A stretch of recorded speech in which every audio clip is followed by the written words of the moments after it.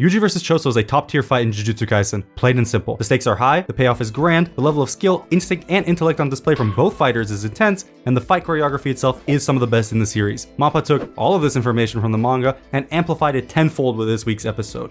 This might just be my favorite Jujutsu Kaisen episode so far, and it isn't particularly close. It all starts so simply too, with Yuji making his way down to the station after having split up from Megumi, only to encounter Choso, who, without a moment's hesitation, fires piercing blood at Yuji. I'm going to be making comparisons to the manga a bit in this video, because I want you guys to see just how much Mappa added and moved around in this fight. This piercing blood that Yuji diverts doesn't only leave a scar on the wall or of the station or anything, it pierces directly through it, cutting anything in his path. Like 2 seconds in, and piercing blood is already 10 times more terrifying in ability than it is in the manga. I love this tracking shot of the blood orb as it gets clapped and compressed within seconds of the last one, barely even giving Yuji a moment to breathe. This POV is sick as well. They can't exactly break manga panels in the anime, but having us see the technique from Choso's point of view as he struggles to move it around is such a smart way to show the destructive capabilities and its weakness, which gets exploited by Yuji in the very next shot as he lands a divergent fist onto Choso. The double tap shakes him to the core, and the piercing blood very naturally flails around as Choso is knocked out of balance. This one attack, however, isn't enough, and Choso stands up tall, asking Yuji a very simple question. Did my brothers leave any final words? Yuji ponders this for a moment before remembering. I love the way they incorporated the ambient sounds here, timing Yuji's memory to the crackle of electricity. Oh, it's so good. Yuji doesn't hide anything and tells Choso the truth, that they hadn't said anything, but they had cried. Now enraged, Choso erupts in a veil of blood, preparing for his next attack. In the manga, Choso only fires a piercing blood here, but they've decided to extend the entire sequence. Instead, the blood slowly builds as Choso charges up. Yuji quickly realizes what's going on and knocks the orb out of his hand. The two get into a scuffle, but Choso gets the better of Yuji and is able to shake him off, showcasing an application of piercing blood not ever before seen in the manga. Well, it's not really piercing blood because he spreads it out in the wave towards Yuji, splattering him on a wall. I really like this touch of the attack not being particularly strong because of it being spread out, which is a nice attention to detail regarding the give and take aspect of Jujutsu Kaisen's power system. He pulls the blood back and focuses it on his fist, but Yuji narrowly dodges. A moment too late and it would have been his blood on that wall. Once again, the blood is retrieved by Choso as he prepares another piercing blood. I love how fast-paced the fight has been so far. It's really been selling the "I'm not gonna let him breathe" aspect of this fight. To Choso's surprise, however, Yuji leaps into the air, in hopes of dictating the timing of the attack as he lands. Choso willingly takes the bait and fires off. The arrow narrowly clips Yuji, but ultimately he dodges it and charges at Choso. A divergent fist would be crucial here. The damage is deep and Yuji's stunned long enough for Choso's blood knife to stab right through Yuji's foot. However, as long as all it is pain, Yuji Itadori will keep going. He pushes Choso back, but the attack is blocked. Yuji quickly strikes Choso's arms, leaving him open to a solid kick. Now ahead, Yuji braces for an attack once more before piercing blood can be fired. But Choso clasps his hands together and fires once more. This time, he was hasty, and the damage was minimal. The attack jolts Mekamaru away. Yuji takes cover, and the two come up with a plan. I love this shot of the displays here, showcasing all of Choso's techniques as Mekamaru describes them to Yuji. An incredibly awesome attention to detail. Yuji makes a run for it, and we get yet another anime-only scene as Choso tries to break Yuji's footing. And this POV shot of Yuji stumbling? Mappa, you shouldn't have. Choso is cautious, noting that Yuji has defeated his brother, so he can't be that stupid. He ran into that bathroom for a reason. But Mekamaru, knowing about his brotherly affection, goads Choso into running in. This is an awesome 3D shot as Choso races into a bathroom. His hands fill the frame as he slowly takes in his surroundings. The faucets and pipes have been busted by Yuji, and Mekamaru is perched on the wall, continuing to talk trash to Choso. Wasting a piercing blood to dispatch of Mekamaru, Yuji pulls up behind Choso and goes for a devastating punch. But Choso manages to block it. Thinking that Yuji's plan had failed, Choso summons his blood orbs. However, blood manipulation temporarily halts the blood's coagulation in order to increase the technique's effectiveness. This fact causes Choso's blood to dissolve in water much easier. Then we add osmotic pressure to the mix and convergence is dispelled. Or, simply put, all blood outside of Choso's body could no longer be controlled. And despite how inexperienced Choso is at fighting, his instincts kick in, manipulating only the blood within his body. But, at this very specific moment in time, Choso is on Yuji's turf. Jordan's versus Doc Martens. These two smoke demons square up and round 2 begins almost immediately. The anime went ham with this scene. The music as Yuji walks towards Choso, the lighting, and the narration all culminates into an incredibly amazing scene.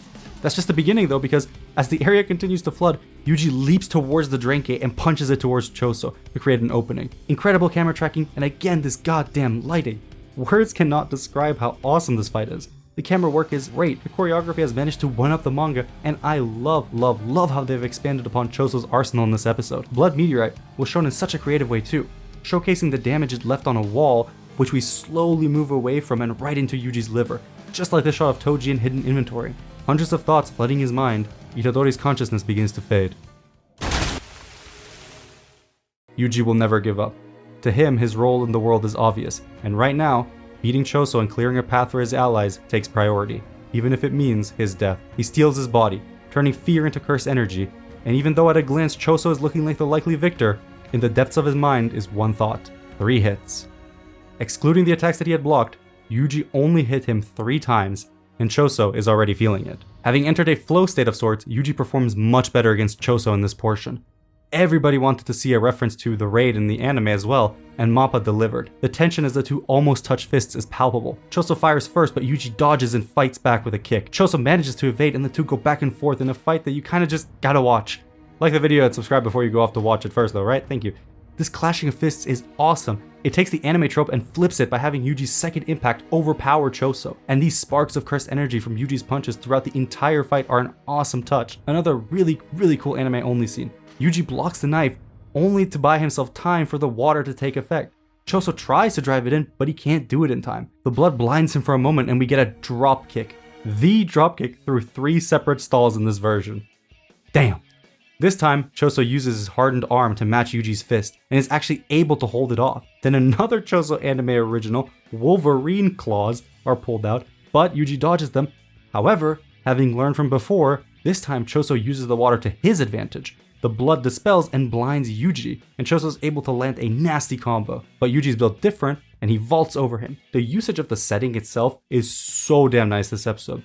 And you know what's even nicer? This next dropkick POV into a headlock combo followed by this beautiful bit of animation as Yuji goes for the punch with his left.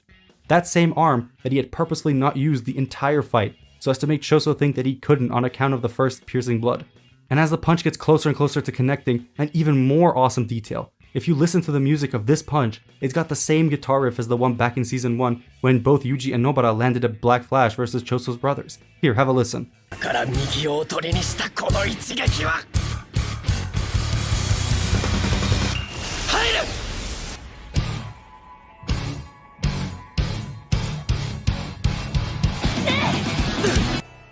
What an amazing detail.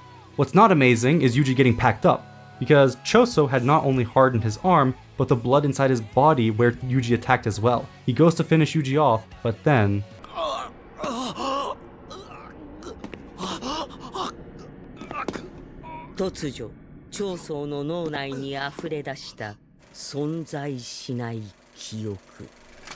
The memory sequence was done really well. I love how as Choso is getting crazier and crazier, these black bars begin fading in more and more. And just when you think it might be an artifact or a mistake, it actually is them fitting into the correct aspect ratio for the memory that never happened. They've done this style of memory a lot in the season, but this is probably the best one so far. Yuji vs Choso was amazing when I first read it in the manga, and now finally seeing it in anime form, and it's just as glorious as I'd expected. The lighting, the art, the animation, yada yada, this entire episode was gas start to finish. Gege's in his element when he's writing a fight, especially when it involves Yuji. The fight works on every level. Choso may be a villain that Yuji doesn't know at this point, but the two are tied in ways neither character knows. And within the actual bout, Choso is clearly stronger, yet he's not out of Yuji's reach, which is a big part of what makes most fights in Jujutsu Kaisen interesting. Yuji by all means should have died versus Mahito, many times over even. But because of his connection to Sukuna, he's immune to Mahito's domain and curse technique. In this case, blood manipulation is a real threat that Yuji can't just hand-wave away on account of his lack of curse technique. So instead, he has to find a real tactical way around it. The fight isn't won by Choso because he's overwhelmingly stronger, rather through adaptation and his quick thinking. Yuji stealing his resolve and understanding his role in the world is a powerful scene, not just in this moment, but for later on as well. It's an incredible character moment from him when he jolts himself awake again, fully in tune with his surroundings. And just when you think he can win, Gege pulls the rug from right underneath, and it honestly doesn't feel that bad. And right before the episode ends, we get our first look at Sukuna since I think season 1. Although in this one he's shrouded completely in darkness, looking incredibly menacing. As far as fights in Jujutsu Kaisen go, it's no wonder that this was a fan favorite, and now, with the anime having done it justice, I imagine it'll be fondly remembered for years to come.